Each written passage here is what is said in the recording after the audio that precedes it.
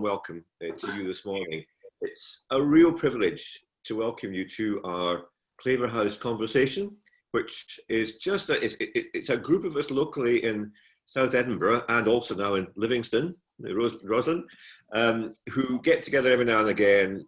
We have done physically, of course, but now online to talk about things that really matter. And we've had some wonderful conversationalists over the years.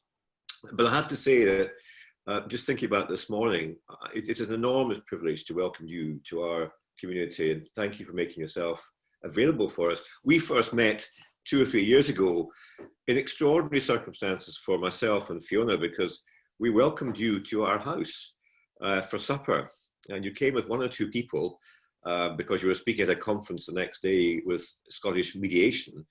But one of the people with whom you came was Patrick McGee, of whom we'll hear more later in this conversation, the man who planted the bomb in the Brighton Hotel, which killed your father.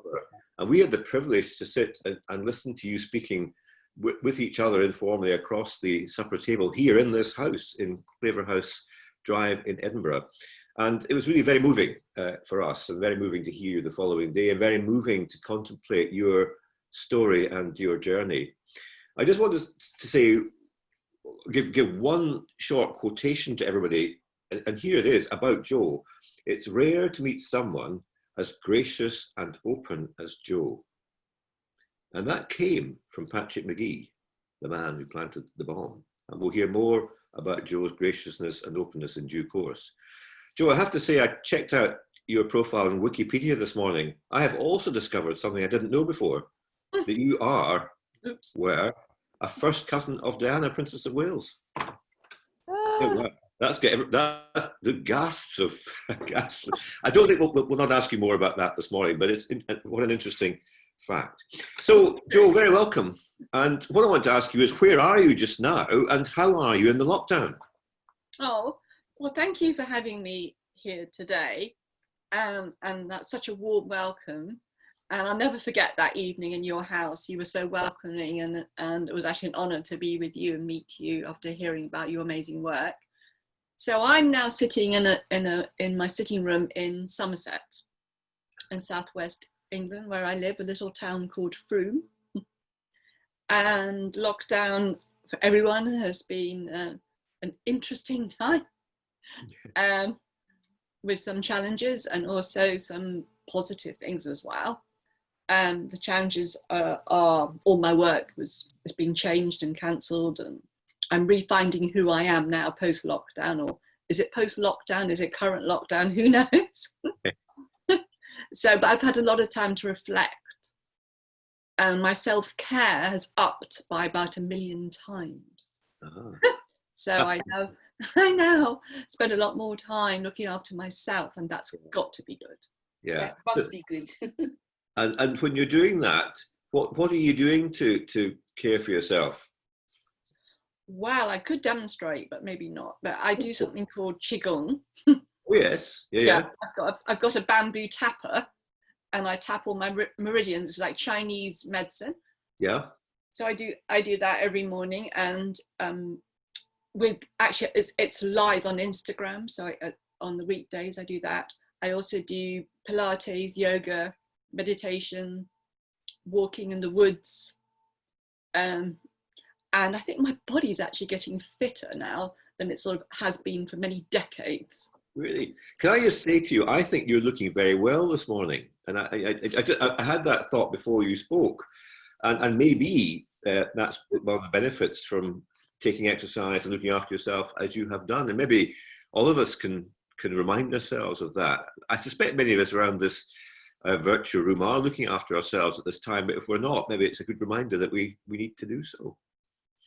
So, Joe, tell me about your current situation. Just before we go into your journey and your life, what do you do at the moment? What does your life consist of? Well, apart from the self-care, I'm writing a book, and I've given myself a deadline. I've got an agent who is interested, and so I've got a chapter almost ready to go. And then I'm giving talks online. I'm developing workshops. I'm going to be doing a workshop on having a difficult conversation, which I know you're absolute expert on, John, and also transforming conflict. I'm looking at how I can translate my skills and experience into working now online. I don't think I'm going to be traveling. I was traveling so much before lockdown, and that's all stopped. So I'm really having to reinvent myself and see how I can make a living in this new world that we're in, the new normal. Yeah. And it's not easy, is it? I mean, it's for many of us, thinking about making a living in a very different situation is a challenge. Do you see opportunities? Yes, I do. And for me, it's about collaboration now. That I'm working with other people who've got the skills I haven't got, and they're going to help me to develop my skills in a way in which will be targeted at the right people, marketing, and that's because that whole area I haven't been developing. Everything I've done is through word of mouth, through just people talking about it, and now I have to kind of be much more sort of business-like with my work, and that's not easy for me. Well, I was going to say it's not easy because, and I understand that, because you are passionate about what you do. It doesn't seem that it should be a business project, does it? And yet, like all of these things, you've got to get out to an audience. Or you want audience, yeah. My audience tend to be more like the charity, grassroots schools, and I'm interested in finding the communities that actually can pay me, because most of what I do is, for love, and love, as much as love is important, doesn't always pay the bills. So, but I'm totally optimistic and excited, and I can get exasperated by what's happening in the world, like I think we all can. The sense of more demonization happening, more polarization, more blaming, and my answer to when I feel that exasperation and sadness is to then find a way to connect and communicate in a positive way, try to turn it around. Good. Well, we'll come back and develop that in more detail, if we may, in due course. Take me right back to where you started, where you're growing up, your journey, family life. Let's talk about before 1984, that defining time in your life, and just what life was like before then, and where you were. So where did you start? Where do I start?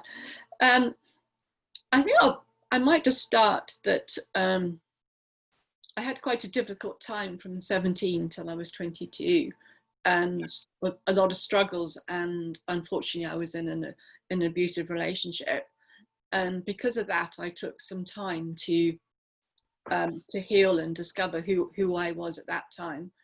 And it took me to India, and I spent a couple of years living in a hut in the Himalayas, and it was a hut that had no running water, no electric. It was very, very simple and basic, and I did a lot of meditation. Life was just about lighting the fire, getting the food from the valley, looking after myself, and it gave me a lot of time to understand what was most important in my life, and also why I'd been in, it wasn't my fault, but why I hadn't managed to stop the abuse. And it was a very informative time, very transformative, and I always think that time gave me the strength for what was about to follow. And I saw myself as a sort of a spiritual person, and a little bit kind of outside the worldly aspects, and I didn't know where I fitted in, and I was always trying to see, because I wanted to, even at that time, to make a difference in the world, and I cared passionately about war. And if we'd had peace studies at university, I might have done that, because that's what interests me. But of course, back in the 70s, we didn't have those kind of choices. We're much more limited. I didn't even know about mediation. I might have gone for that. So I was a little bit lost, but also finding myself. And I was lucky enough to be able to have this time in India without having to earn a living, because I let my house out in London, my flat. And I came back in June 84, and I thought, that's it. I'm now going to become a normal member of society and get a job, which I did. And then everything went very wrong, and I decided to go traveling again. And I chose this time, I was going to go traveling around Africa. And I literally had a one-way ticket to Kenya. And I thought, if I went to Africa, that I'm maybe I'd get involved in charities there. You know, I didn't have any skills, but I thought I'm just going to leave the West. I didn't want to be in the West. But that summer, I had a lot of time with my father, which I'm so grateful for, because he was going through a hard time. Oh, really? Ah. Yeah, really hard time. What was that happening with him? Well, he had a lot of stresses through finances, and he actually got stopped by the police for.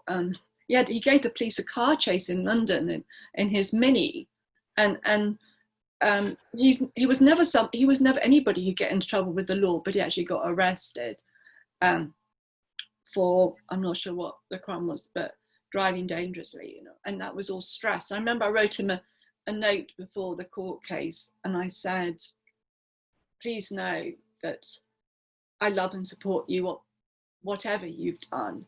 And if any of your friends judge you, they're not your real friends, because real friends understand that these things happen. So I was 26 when I wrote that. Mm-hmm. And I heard that after he died, the note was found under his pillow. Now, he wasn't someone who would ring me up and go, that's really touched me, because he wasn't that kind of person, but it obviously made a massive difference. And I remember going to his house and just giving him loads of support, and he wouldn't talk about what was happening, but I felt like I was really there for him, and he was there for me as well. He really took time to understand why I didn't fit into the normal kind of daughter of a Tory MP, because I wasn't, you know, I was a bit of a rebel. Mm-hmm. But he loved the fact he could talk to you about anything, and I'd never argue, and I was always interested. And then he was in Burundi and Rwanda at the beginning of '84, and that gave him a real sense of something different. And I feel like he had like a spiritual experience there, and then he could then connect with me as to what the purpose of my life. So he gave me his blessing before he died, and for that, you know, I'm so grateful, because I was quite young, and I could have had a whole lot of unfinished business with him, but I didn't. Gosh, I mean, I haven't heard that part of the story, and as you say, what a blessing that was, because he was a senior Conservative Member of Parliament, wasn't he? I mean, it's a distinguished career by that stage, and with all the, I suppose, with all the baggage in a sense that comes with that. Yeah, he wasn't hugely well known, but he loved politics, and he would have been someone who preferred the politics of Edward Heath. He would have been what's called a wet Tory. But what I remember about him is going to the place he was MP, and we couldn't walk anywhere without people stopping him and talking to him, and he would stop for everyone. And, you know, as a sort of 12-year-old, that was a bit annoying, but looking back on it, I can see he completely engaged, and he listened to everyone. He was a people's person. Yeah. He really cared about people. And after his death, there were a lot of Labour MPs who were absolutely devastated as well. He wasn't so much just a one-party person. Mm-hmm. So it's interesting that you already had this sense of communication, relationships, peace, finding ways to work with other people before the events of October 1984. So in a sense, you were, and I think you said yourself, you were somewhat prepared for what was to come. Would that be a fair perspective to offer, that there was something already there within you, which was just magnified by the horrific events that occurred? I think so. I think it helped me with my choice that I made, and that it didn't show me how to go on that journey. It didn't prepare me for the emotional pain that I had no idea how to deal with, but it gave me a sense of a choice. So the choice was, do I give up on the person I have been? Do I start having enemies? Do I stay a victim? Do I forget that I had a sense of some meaning in my life? Do I go for revenge? Or do I find a way to bring something positive out of this? And do I find a way to understand even those who killed my father? And that was on the Sunday, and he was killed on the Friday. And I went to a place in London, St. James's Church in Piccadilly, a very special church. And I sat at the back of the pews. I wasn't taking part in the service. I was just there because it was like my sanctuary in London. And I just remember making that decision. I'm going to not have an enemy. So I think that most of us here will recall the events in some way. I mean, funny enough, Joe, I was remembering this morning that there was a short period in my life when I was a member of the Conservative Party, believe it or not. It was a short period. And in 1982, I was in the Royal Hotel in Brighton because I attended a party conference down there and actually spoke in that conference. So it was interesting for me just to recall that and to see the images again. So I don't know how painful it is for you just to retell the story of the events that occurred, what happened and when you heard, but in your own way and only so far as you feel you can, what did you hear and how did that all unfold? Wow, I had no idea you were part of the Tory party, and you might have been in the same room as my dad in '82. You know, who knows? I wasn't staying in the hotel. I can tell you, I was staying in a B&B somewhere. I remember coming into the hotel for a cocktail party or something. Goodness gracious me! I may be forgiven for all this, folks. I'm sure. Yeah. But my dad wasn't meant to be at that hotel, so because the hotel was booked for the really important ministers. And my dad was at I think it was called the Metropole. And the day before, I can't remember who it was, but some minister who was staying at the front of the Grand Hotel left early, suddenly had to go because of a family crisis, and offered it to my dad and my stepmother, or they wouldn't have been there. But there's no point going back to that. Yeah. I've always wondered how that minister felt, but there we go. So yes, on the Sunday, I'd moved. On the Friday, I'd moved into my twin sister's flat in Notting Hill Gate because I had my rucksack packed and I was off to Africa within 2 days. And she worked as a teacher, special needs teacher, so she woke me up in the morning and said, "A bomb's gone off at the Grand Hotel. Do you know which hotel Dad's staying at?"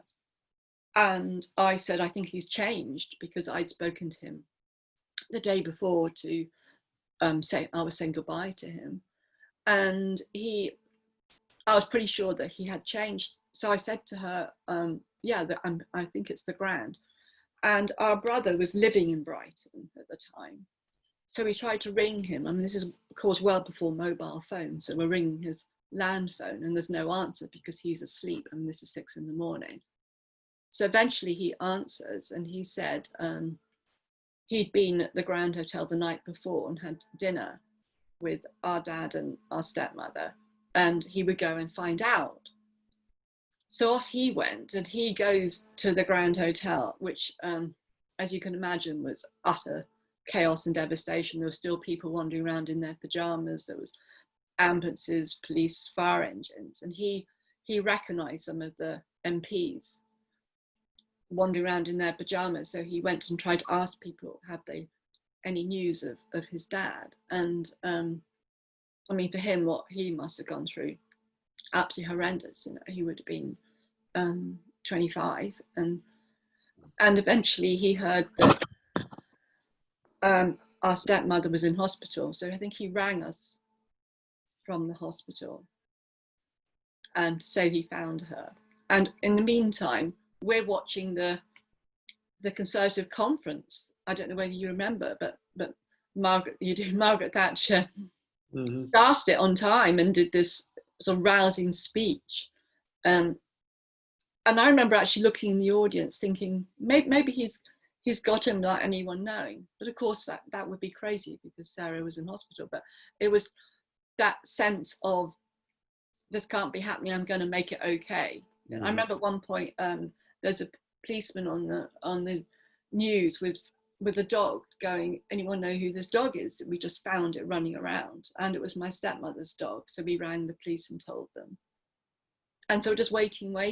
And I think it was only about 2 o'clock that my brother rang to say that he'd identified our dad's body through his signet ring. They had the same signet ring. So he just gave his ring to the police. And then he said, could you go and pick up our half brother and half sister from their schools and take them to their aunts in London? So we said yes. And then I remember this sense of, I've got to get out of my sister's flat. And I walked around Notting Hill Gate, and I was trying to get it into my head that my dad was dead. I remember just going around going, Dad's dead, Dad's dead. And I remember some builders, some men working high up on a building, sort of shouting down, give us a smile, it can't be that bad. And I just shouted up, it is, my dad's been killed, and then just carrying on walking. And then went back to the flat, and my sister, she was amazing. She had a car, and we drove to pick up my little brother and sister, who were both teenagers, like 13 and 15. And we had to tell them that their mother was in hospital and their father was dead. And to look in their innocent faces and know that we were going to, destroy that innocence and break their hearts was just horrendous. And my half brother went completely quiet, didn't say a word. And my half sister, we were actually in the car park in her school. We weren't even given a room, and she screamed for a long time. And since then, I've met people who are at that school who remember the moment of her in the car park just screaming. And they just cuddled on the back seat all the way back to London, and we left them there. And then, I don't remember any support or anyone there. We were just left on our own to deal with it. And it was very public because, because Margaret Thatcher was nearly killed. It was very, very public indeed. And we had to organise the funeral and not have Mrs. Thatcher there because we didn't want it public. We wanted it very much a private family occasion, which is what Dad would have liked. My mother at the time was recovering. She'd gone on holiday in Kenya, and she was recovering because her brother had shot himself just a few weeks before. So she was in a terrible state. She didn't come back. She stayed there. But what was amazing was that, people came from different sides of the family. So my aunt Frances, who's Diana's mother, she was amazing. She just came and took us out to lunch and looked after us, my dad's sister, cousins. So there was a real sense of family coming together. And actually, we used to laugh at these meals. It was interesting how laughter at times of adversity it still happens. I remember when the guy came to organise the funeral, me and my brother got completely hysterical about the size of the casket. And we just used to find things very funny.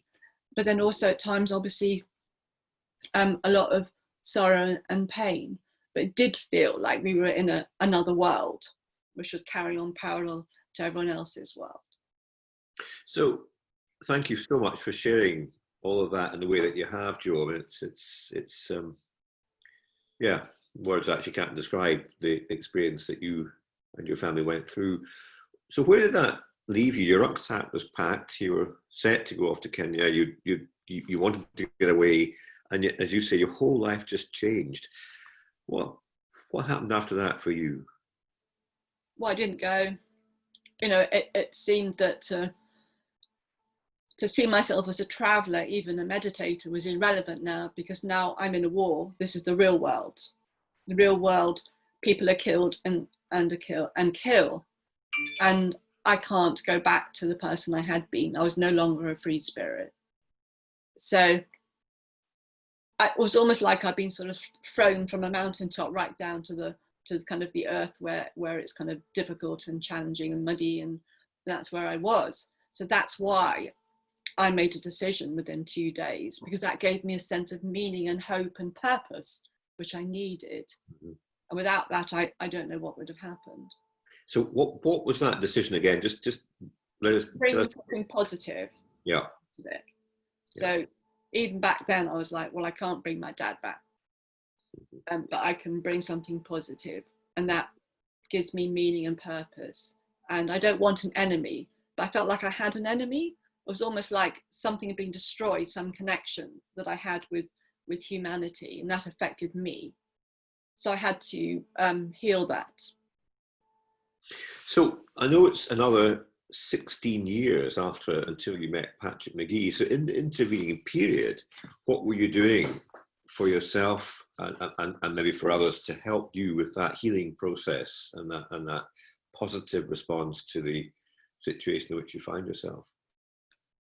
A few months later, so I stayed in London. I started working at in a bookshop and got, in fact, at St James's Church, became very busy and almost put my trauma aside because I couldn't deal with it and there was no support offered. I kind of suppressed a lot of the pain.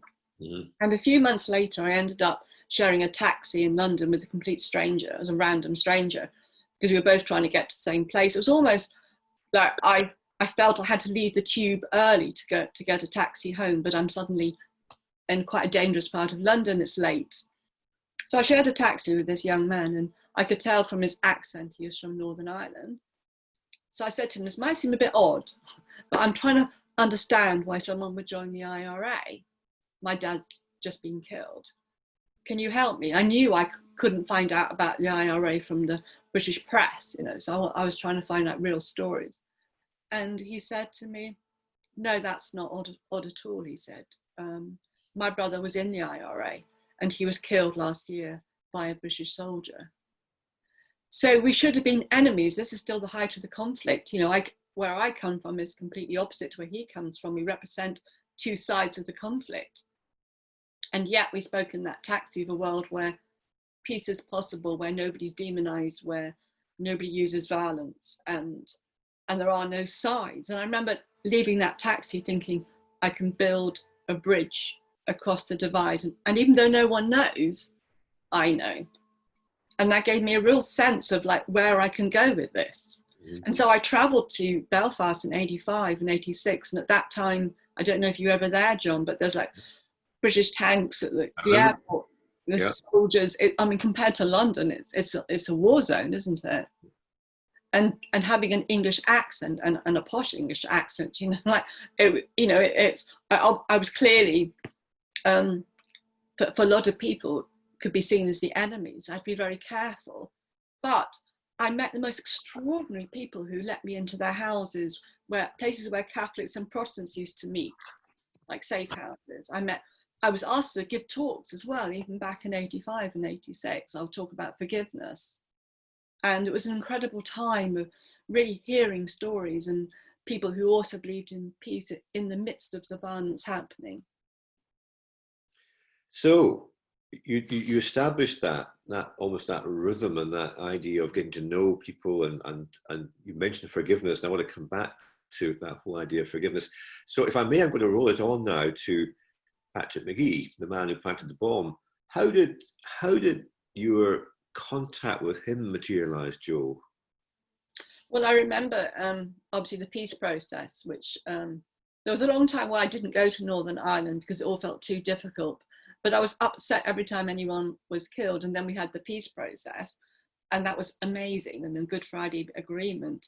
And part of that was that all the people, they called them political prisoners, they all came out of prison. Of course. And I remember turning on the TV one day, and the one person who was in prison was coming out of I could see him out of prison, and I had no idea. It was quite a shock. I remember feeling quite angry. Thought, it's all right for you, your life's got your life back. My dad can never come back. But then I thought, this is for peace. And so I welcomed this. Less people are going to be killed. So he'd been in prison for 14 years, hadn't he? Rather than the full life term, which he had been originally sentenced to. Yeah. I mean, he might be coming out now. I mean, who knows if we hadn't had the peace process. Mm-hmm. So the idea of meeting him grew and grew. And I was traveling for the first time in 2000. I went to places where I was offered support. I met other victims. It was a very transformative time. Mm-hmm. And it was in the end of 2000 that a mutual friend of ours, an amazing woman called Anne Gallagher, invited him to come to her house in Dublin. So this is not a prepared restorative process environment. This is just a house full of activists and people coming and going, and this was the house. But it was where it happened. She had the courage, I think, she knew me really well, and she met Patrick and he said he'd gladly meet me. Mm-hmm. So that meeting was 3 hours. And what happened?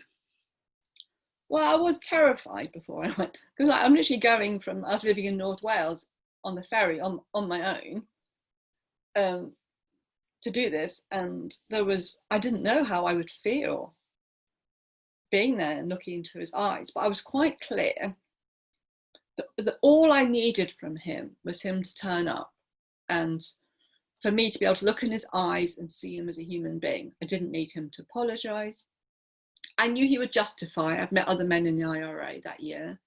I knew that he would come from a sense of they were the oppressed. My dad had the power, the Conservative Party, therefore he could justify it. And I thought it was a one-off meeting and that would be that. And nobody need know. So I didn't tell anybody, this is just what I need to do to regain something of my own humanity. So how did you prepare yourself for that, knowing that this was a man who'd killed your father, knowing that he would seek to justify? You say you didn't seek his apology or anything else, you just wanted to get to know. How did you, because that's an enormously sacrificial human approach to take. How did you get yourself to that place for that particular meeting? Sacrificial in the sense that you're giving up the need to blame or take revenge or whatever it might be. But there was a purpose to giving it up because I wanted to heal something inside myself. I didn't meet him to change him, it was to change myself. And I knew what I needed from that. And I was very, very clear. And the not blaming, I mean, there have been years of practicing that. And like, I won't go into, now it's a long story, but meeting the first men I met in the IRA was an extraordinary experience. So that was like my preparation. So there were a lot of things that got me to this point, but at the same time, I knew I'd be out of my depth, emotional comfort zone, like, of course. And I don't know, looking back, I don't know how I got the strength. It was almost like I was more centered in myself than I ever had been, or perhaps had been since, you know, and I had to be at that meeting. And I think I facilitated him because he started off by politically justifying and giving me all the facts and reasons and partition and you know, all the things I actually knew about, so nothing surprised me, you know. And I listened and I acknowledged that you know, his community had a very hard time. We also talked about Martin Luther King because he'd been a follower of Martin Luther King before he joined the IRA. And I remember thinking, I've got what I want from this. That was very clear, that all I needed was him to show some humanity, and he'd done that through the caring for his own community. But this is difficult because he's justifying killing my father, and my father, I'm still healing from that, and I might never completely heal, and I miss him, and my children never met him, and etc. And so I was looking after myself all the time. I was making sure I was all right all the time. And I knew enough about listening, because I used to teach listening, to know how to listen to myself while listening to someone else. I think that was a skill that was actually really quite useful.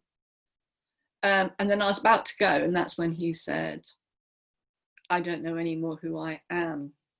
Can I hear your pain and your anger? What can I do for you? I've never met anybody with so much dignity. And that's when I knew he'd taken off his political hat. And what had just been my need now became his need. And he arrived at that feeling that he had no problems. And now he began to see that he'd lost something through using violence. And so he started on his journey. And he has described it as moving from his head to his heart. And I do remember that was so scary also. It was like, no, this is more than I bargained for. I better go now. But I did stay. Mm-hmm. And it was a very different conversation after that. He stopped doing the we experience this to I. And he wanted to know much more about my dad. And by the end of the next hour and a half, for the first time, he realized that planting that bomb wasn't about targets. It was about a real human being. And he was seeing my dad for the first time as a real human being. And my recollection is that he had said to you, because I think you said this in the conference that you spoke at, that your dad was somebody with whom he could have had a cup of tea. Yeah, that was later on. Yeah, he did. At one of our first talks we ever gave, he said that he could imagine sitting down and having a cup of tea. Yeah. So I'm struck by two things that you said as you described that meeting. First of all, listening to yourself as you listen. And secondly, recognizing the need in the other. Because of course we all go in with our own, even if you've managed your own situation as well as you have, we all have our own needs, and we tend to be self-centered in our approach. But something happened there which transformed your approach to that meeting and your perception of yourself and then of him, to recognize the need that your father's killer had to be listened to by you. Extraordinary. And yes. Yeah, I mean, I want to come back to general lessons maybe for us all, but I mean, you explained how difficult that was for you. You were at the stage where you wanted to get out, and yet you decided to stay and listen to him. And it was that was a transforming gesture by you, wasn't it? Yes, I was having to listen to lots of different voices in my head. Like there was one saying, "He's killed your father. Go now as soon as you can." Another part going, "He doesn't look like a terrorist." Some strange thoughts. Mm-hmm. And so I just listened to them and let them go, because what I wanted to do was be looking back. I was really present to him, and that meant be present to myself. And I knew what that meant, because that's what I used to at that time. I was facilitating listening skills in parents and conflict transformation skills in parents, and that I didn't know it at the time, but that did give me some skills which were there. And I didn't go in thinking I've got to use my skills. I just went in making it up. I had no clue what I was doing. But looking back on it, I was quite skilled at that time in understanding the different voices in me and which one to listen to. I mean, that's a fundamental point, Jo, isn't it? That, I mean, you thought you were going in and you were making it up, but in fact, you already had some skills, intellectual understanding and some practical skills that you're able to deploy in that most difficult of situations. And what you described which is a transformative moment, is open to all of us in all the situations which we find ourselves, but it needs real conscious effort. And you have made choices in that meeting which have transformed that relationship. Yeah, I mean, I think you might have heard him say it. I don't know what he said at that time, that he was disarmed by my empathy. Yeah. And if I'd gone in there going, you're wrong, you're bad, yeah, and being angry, and not just angry, but actually sort of attacking and blaming him, he would have stayed in a very safe place of righteousness. Yeah. But he was disarmed. Yeah. Yeah, actually, you make it uncomfortable for the other person, don't you? Because you compel the other person also to go through this experience of giving up and giving away. And I suppose, I know that you work in restorative justice. I mean, what you're describing is a lot of the attributes that one would expect to find in a restorative situation. Let me come back to all of that. Tell me a little bit then about the journey, because you've gone to that, you haven't told anybody else, you thought it was a one-off meeting. So what happened after that, having had that meeting with all of that extraordinary, all these extraordinary aspects to it? Well, it felt very unfinished, even after 3 hours, and he felt the same. So we went back 2 weeks later to the same house, and my friend asked a friend of hers in Belfast, who was a filmmaker, to come and film the meeting. And we both agreed on the grounds that it would never go public. It was purely for like a reconciliation project she was involved in. And then this guy from Belfast turns up, and he's absolutely staggered. He's never seen anything like this in his life. And he's still a very dear friend of mine. And he then went away and said he wanted to make a documentary out of it. And he got some funding, and because of the funding, it meant that I could travel from North Wales, leave my children behind, and go and meet in Dublin or in Belfast, and we made the documentary. Mm-hmm. But I have to say, I still told no one until I had to. And that was because I wanted to be able to, I've got a big family, 5 siblings, my mother, my stepmother, I wanted to write to all the other families who lost loved ones or were injured from Brighton. It all took a long time, but I had to prepare myself to be able to listen to how they felt about the fact not only that I met Patrick Magee, but we were going to be on the BBC, and that was terrifying. Like, it was one thing on my own, but another to have to tell the world. And what was the reaction of other people, particularly those who had been victims, either themselves or who had experienced loss, to this awareness that you had apparently befriended this man who had been released from prison apparently early, having committed this atrocious act? With my siblings and my stepmother, it actually facilitated them all sharing their story to me and led to some extraordinary conversations. So I heard things I hadn't heard before, especially from my stepmother, because she was buried for hours in the hotel. And they all gave me huge support. It was just after 9/11 had happened. Of course, yeah. And I think that was a time when everyone was just so shocked and stunned and opened, and they knew that I would always want to do something a bit different because that's who I had been, and so they gave me their support. It was difficult, obviously, for some of them. I also wrote to all the families, but I didn't hear back from many of them. But I wanted to by courtesy. I did hear back from one MP who wasn't very happy with me, and he stayed not very happy, but that's okay. Everybody has their own truth and their own story, and it wasn't about wanting everybody to agree with me. It was just wanting it to be aware of the sensitivity if they suddenly turned on the TV and there it was. And your relationship then with Patrick Magee developed from that moment onwards to the point that you began to meet with him publicly and have met with him publicly on hundreds of occasions around the world. Would you tell us a little bit about that journey for you and the impact it's had on others? Well, it's grown very organically. I mean, I made the documentary because I thought if one person's going to benefit from this, it's worth all the pain and difficulty around it. And then when we were asked to speak, I could see people in the audience getting something from it, which I wouldn't have predicted. I had no idea. And so that, going back to the age 27, wanting to bring something positive, this seemed to be like a new way of bringing something positive. So I gladly accepted every invitation. And when we spoke, we never prepared. We just would say whatever we were feeling or thinking at the time. And then we would always invite responses from the audience. And so, it grew and grew and grew over the years. And then I went back also to developing myself as a facilitator for workshops. And I've taken a lot of this work now into schools, into prisons, into places around the world where there's conflict.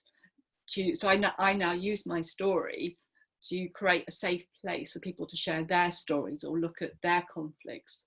And I've just found it's an amazing tool that I have as a gift.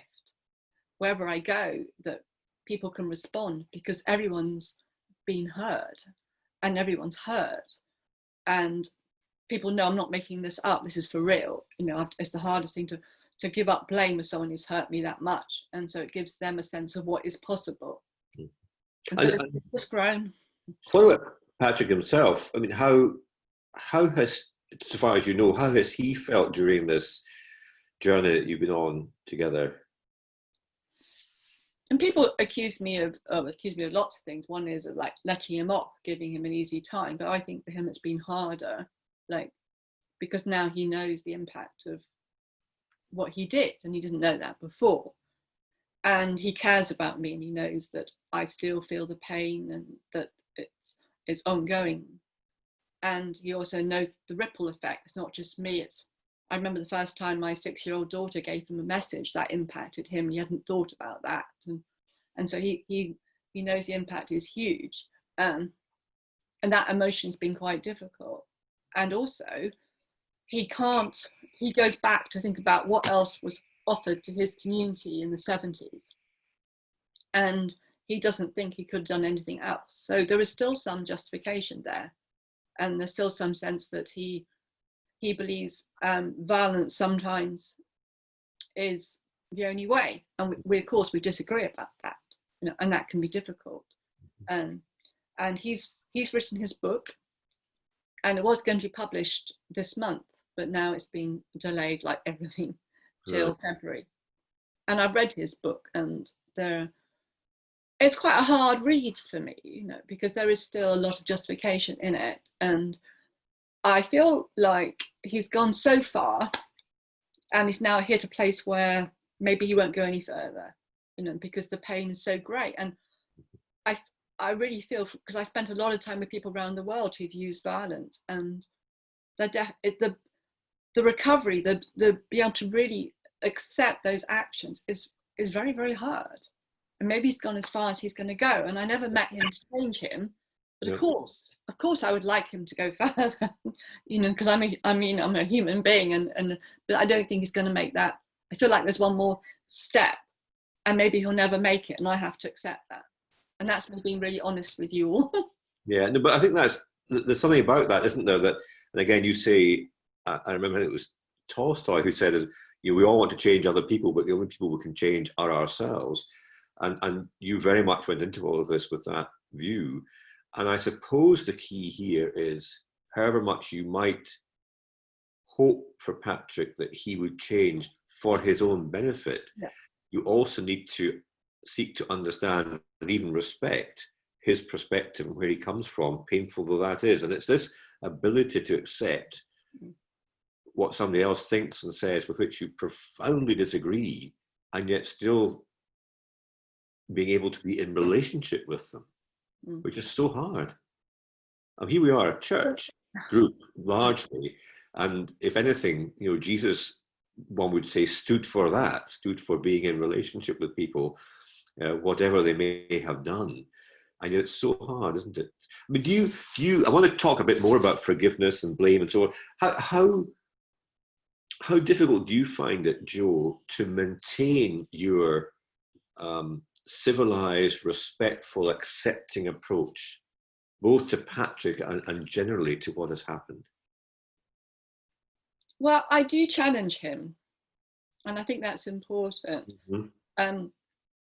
So when we give up blame, it doesn't, for me, mean that we have to take everyone's behaviour. So I've been learning, and I'm still a beginner at this, is how can I challenge someone's behaviour without blaming them, without closing them down, without accusing them, without making them wrong? Because if I make someone wrong, then they're not going to listen to me, and I'm in blame mode, and that's not helpful to anyone. I don't think it helps us if we blame, however much sometimes I want to. So I give you an example of a time when we gave a talk, and he went completely into justification, and because there was someone in the audience who represented his one of the governors, and he went right back into a justification, and the young people saw this and, being very bright, decided to push him. So every question was for him. I've never experienced this in my life, right? Every question, it was more and more political. And I almost walked out. I felt so angry and I was upset. And even the headmaster joined in. So I felt completely on my own. So but I didn't leave, I stayed. And I think I said something to challenge him, but no one heard it. So then I'm at a train station, and he's about to get on a train, different train to me. And I said to him, I'm feeling really upset and angry. It's really hard for me. Every word you said was about justification. I didn't hear about my dad. I didn't hear about the loss. And he said something like, well, I have to reply to the questions. And I said, you have a choice, I have a choice. You know, and I'm feeling really upset. And then I looked at his face, and I might have been a bit angry in that, actually. I probably was a bit angry than what I just said. And I looked at his eyes, and he looked completely crestfallen. You know, I could see a little boy in him, just so hurt. And I said to him, I know the last thing you want to do is to hurt me. And he went, yes. And then his train arrived and off he went, you know, and And I thought about it and realized, of course, that wasn't his intention. He was protecting himself from what he saw was a past situation. He became defensive, you know. But I didn't, even in my anger, I didn't make him wrong. I was talking about the impact of how it had been for me. And I think there is a way to challenge, because we have to talk about each other's behavior, but we are not our behavior. You know, we are not just what we are. We are not just the label. You know, he's not just the terrorist, the combatant. You know, he's a man with a story who chose to join the IRA, but he's more than just the man who planted the bomb. And I've seen that in him. He's much more than that to me. He's also the man who's traveled with me around the world. I've been to some countries. He's the only person I know. So he's given me support, and he knows I can be hard on myself sometimes, and he can be there to remind me that I've done a good job in the talk. So we've grown a new friendship, a new story, maybe. It is remarkable. I mean, what you're describing is separating the person from the problem, isn't it? I mean, the behaviour which he has been a part of and indeed has manifested is different, or at least separable from who he is as a man. Yeah. And the danger is we judge the behaviour and then identify that with the person and personalise the problem and end up judging others and treating others because of our need to find fault and blame, I suppose. Exactly, we do it all the time. All the time. Well, it's almost our default setting, isn't it? I mean, the more we understand about neuroscience and the limbic reptilian brain and the flight or fright or freeze mode, we know that is used the word reaction, the protective reaction when we feel under threat. So rather than us perceiving this as being an attack on us, it's actually a defensive mechanism because the other feels attacked. And it's so difficult to see that when you're yourself feeling under attack. Can I ask you about forgiveness, Joe? Because you've mentioned forgiveness in the passing, and I know that he has mentioned forgiveness also, but my sense is that that's not necessarily been a central part of the journey that you're on. But rather than me speculating, where has forgiveness fitted in for you, and how do you see forgiveness more generally? For me, forgiveness is a difficult word. I feel, especially for Christians, it can put a pressure on them to forgive before they're ready. And I think of two Christians I know who've been very hard on themselves and don't feel they can go to church anymore because they haven't forgiven. And we're talking about people who experience appalling crimes against them. And so I don't think it can be imposed on anyone. You know, forgiveness perhaps is a journey. And it's a journey for me, giving up revenge. It's giving up trying to change the past. It's giving up wanting to hurt anyone. Forgiveness is definitely about helping ourselves feel better. And I don't think it's too much about the other person. You know, forgiveness sets us free. There's an amazing woman who lost her son in the Manchester arena, who I know very well now. I'm very blessed to know her. And she talks about she's forgiven them, though she wants justice, where she separated the two, which sometimes people don't. But her forgiveness has given her resilience to carry on being a mother, a sister, a grandmother, carry on with her life, and has given her humanity back. So it's helped her, and that's kind of how I see it. Mm-hmm. It's interesting, isn't it? Because forgiveness for some people is seen as a reciprocal arrangement, that forgiveness requires the other both to accept that forgiveness and do something by way of repentance, perhaps, for the wrong that's perceived to be done. What you're saying is, and there will be theological support for both of these, I suspect, what you're saying is that forgiveness can be a unilateral act, which is really for yourself in the sense of releasing and letting go as much as it is about the other. I definitely think the second one, and I worry about the first one, that it can be another way of controlling someone or doing something to people. Well, I'm interested in, to me, the whole restorative way is about giving up any sense of controlling or change, but working together. You know? So Patrick doesn't feel he's forgiven himself because he still justifies it, but that's up to him, and that's his journey. You know? So I've had one of my siblings forgive me for something I never did, and that doesn't feel very nice, you know. So I think forgiveness is complex, and I think everyone has their own meaning and takes what they need from the word. And I was on a phone call, a Zoom, from someone in India last night. She's a Hindu, and she said they don't even have that kind of concept. It's very different in their religion. What do they have, which might be, if not an equivalent, their approach? Well, it would have been a longer conversation. I did ask her, but I mean, it is much more about bringing compassion and giving up revenge. So they don't really have a word for forgiveness. And she saw it as a very Christian idea. How interesting. I was interested in your reaction to your sibling forgiving you for something you hadn't done, because by your analysis, in a sense, your reaction doesn't matter if she has managed to release herself from whatever it is that, but it cuts both ways, doesn't it? Because we are. It meant nothing to me. I would rather she told me that, asked me for the impact of her believing that I'd done this thing. That would have meant more to me than her saying, I mean, I could go, well done, I'm glad you feel better, but it's, you know, it's not a win-win one. It's more about her. Yeah. And so, as you know, I love win-win solutions. Yeah. What about, so you mentioned compassion, and I know you've spoken a lot about empathy. So again, for all of us here, what would you say are the essential attributes of a compassionate person, an empathetic person, that leads them to a place where, I don't know whether we call it win-win, but where at least we recognize each other and we are sensitive to each other's needs? What we want to explore. Well, I think you've talked about it. It's be able to see beyond someone's behavior. And we're all given opportunities to do this all the time. You know, the driver who cuts us up, or the person in the shop who behaves rudely, you know, to try to see there is a story behind that behavior. And of course, there are much bigger stories in the press, and to try and be curious about what's really happening here, to understand that there may be many truths. People seem to think there's always like one truth, and usually I've got it. No, actually, there's many. Yeah. I mean, there's many truths. So we need to become curious.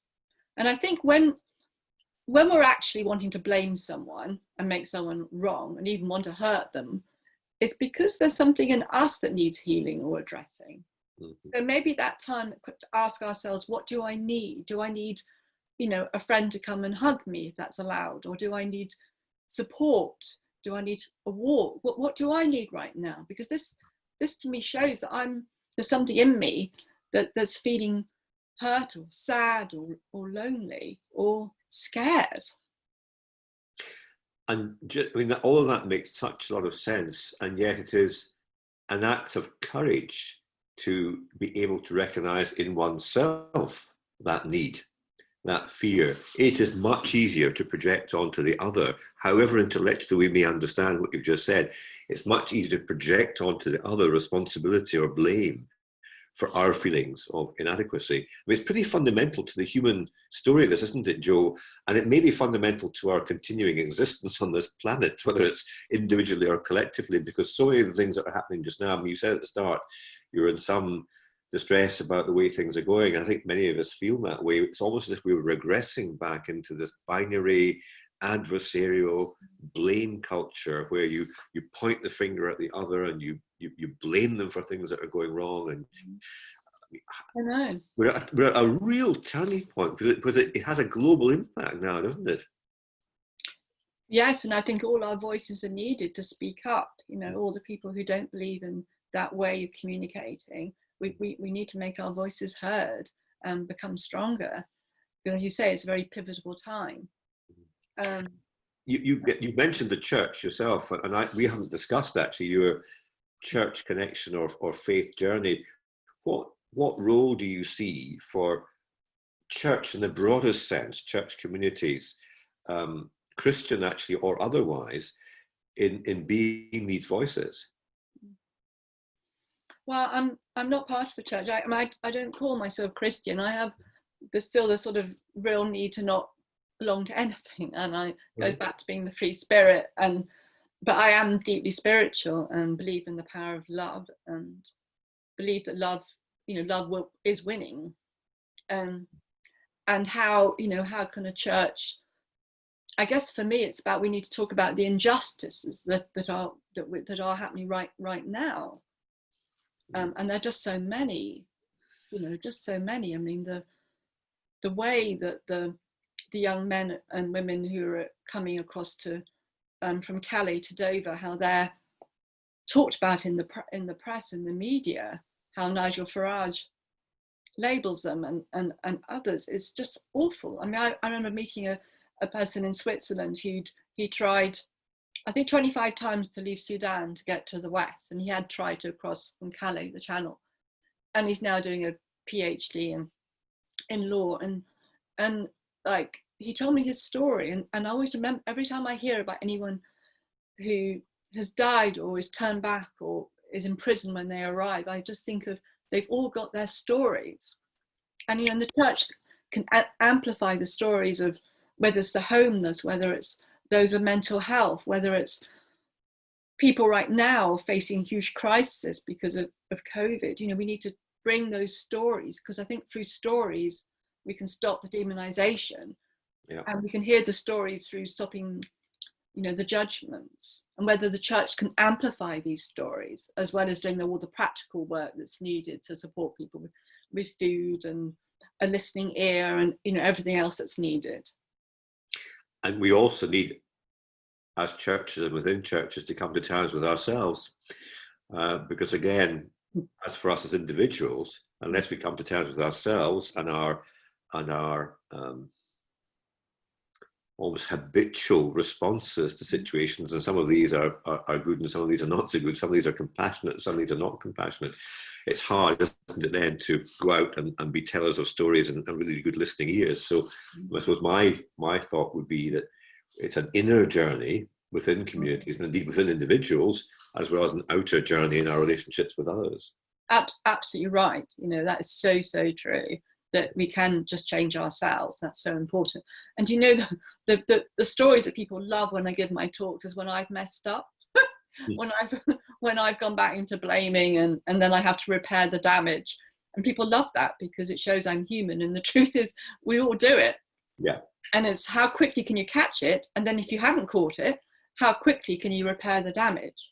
Yeah. And that's something that I always talk about, because it feels really important, that I'm still doing the work. I haven't reached this place of never blaming. No, it's still there in me. Yeah, and actually I would say the same as a mediator and somebody who has an interest in conflict and conflict resolution.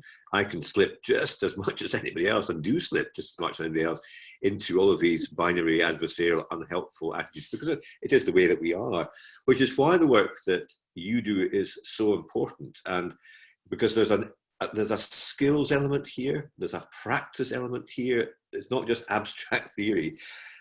So before I open this up for any questions and observations, Joe, what are you doing just now, these days, in terms, I know you've mentioned schools, you've mentioned prisons, but in terms of all of this learning, because to me, what you're describing is so rich, so powerful, and so needed in this world.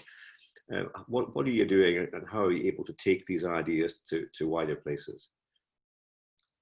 Yes, well, I don't really know. I'm working with a network of people around the world called Initiatives of Change, and I'm doing quite a lot of Zoom with them. But I've actually got time, spare time to do more. So I've had a lot of family challenges and crises and things happening. So this is the first week that I'm on my own in my little home. So that's really the question I'm going to ask myself, because I really don't know, because the avenues I did have are now all shut. And so more doors will open, and I'm going to find them. I am going to find them. And it's not just sending a few tweets on Twitter. It's got to be more than that. I've got to find a way to communicate and to facilitate these conversations. Yeah. Well, I have to say that you are an extraordinary communicator and an extraordinary sharer of these profound ideas. And again, although we've spoken before and I've heard you speak before, what I admire is not just the richness of what you say, but the openness, the vulnerability, the authenticity of what you have said to us all. And I'm sure around this virtual room, I hope people have found it moving as well as informative, because it is truly moving. not only what you have done, but who you are and what you're being as well as you're doing. So Joe, momentarily, let's press the pause button and invite questions, comments and observations from others here, and just unmute yourself, folks, when you want to speak. And I do encourage comments because it's a great chance for us to reflect just on who we are as well, and you know, in our churches and their communities, in our local communities, and in all that we do, maybe in our business lives as well. So very, very interested to hear what you have to say and what you might think. Oh, thank you, John. Thank you for that. Thank